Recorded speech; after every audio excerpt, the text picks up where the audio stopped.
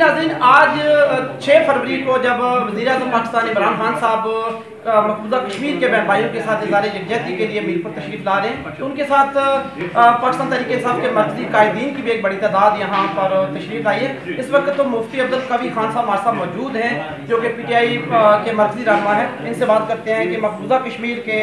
جو بہن بھائیوں کے ساتھ اظہار یکجہتی کے لیے وہ کیا کہیں گے۔ جی صاحب، دیکھیں جی، اس وقت جس قدر کا ظلم مودی حکومت کر رہی ہے، بالخصوص کشمیر کے مسلم خواتین و حضرات پر اور اسی طرح پورے انڈیا کے اندر، میں یہ سمجھتا ہوں کہ جو ظلم ہے نا، اس کا نتیجہ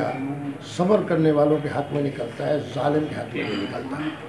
بہت ہمیں یقین ہے کہ اللہ تبارک و تعالیٰ پھر ایک حضرت قائد اعظم پورے انڈیا کے اندر عطا فرمائیں گے۔ پھر وہی دو قومی نظریہ آج بیدار ہو گیا ہے، اسی دو قومی نظریے کی بنیاد پر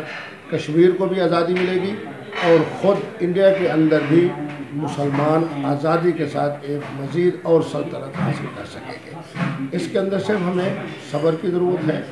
ہمیں اپنے دل سے اور اپنے ہر عمل سے اور اپنے ہر بول سے مظلوم کشمیری بہن اور بھائیوں کے لیے جرأت سے بات کرنی ہے، اور انشاءاللہ العزیز دعاؤں کا سلسلہ بھی جاری رہے۔ اس طرح اللہ تبارک و تعالیٰ ان مظلوموں کو بہت جلد کامیابی اور کامیابی عطا فرمائیں گے۔ مفتی صاحب، ایک بات یہاں آپ تھوڑا سا یہ فرمائیں گے کہ جیسے کہ تقریباً 186 دن ہو گئے ہیں، وہاں پر جو کرفیو نافذ ہے اس میں ہر طرح کی سپلائی لائن کٹ گئی ہے، وہ بڑی مشکل سے زندگی گزار رہے ہیں وہ لوگ، اور پاکستان کا احتجاج بھی وہ عالمی سطح پر بھی جاری ہے، لیکن اس کے باوجود بھی کوئی اثر نہیں ہو رہا۔ تو آپ کیا سمجھتے ہیں کہ اس کا کیا حل ہے، کس طرح یہ معاملہ جو ہے نا ختم ہوگا، کرفیو کا سلسلہ ختم ہوگا، اور کوئی ایسا ضروری اقدامات کون سے ہیں کرنے باقی ہیں؟ لیکن اس وقت جو عالمی سازش ہے وہ بھی سب کے سامنے ہے، اور اس وقت جو عالمی طاقتیں ہیں ان کا جو ایک ہی پروگرام ہے وہ ہے کہ مسلمانوں کو اور امت مسلمہ کو نقصان پہنچانا۔ لیکن یقین ہے ہمیں کہ انشاءاللہ العزیز اس ظلم کا جو نتیجہ ہوگا وہ کامرانی اور کامیابی کی صورت میں ہوگا۔ ایسے لوگ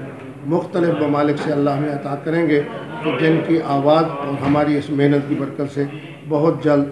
کشمیر کے مظلوموں کو انشاءاللہ آزادی بھی ملے گی اور ان کے ظلم کا خاتمہ بھی ہوگا۔ اس تمام ظلم کا مرکزی کردار جو مودی ہے اس کے لیے آپ کیا کہیں گے اس حوالے سے؟ میں نے تو اس کے بارے میں کہا کہ میں سمجھتا ہوں کہ بر صغیر کے لیے بالخصوص انڈیا کے لیے مودی کا جو وجود ہے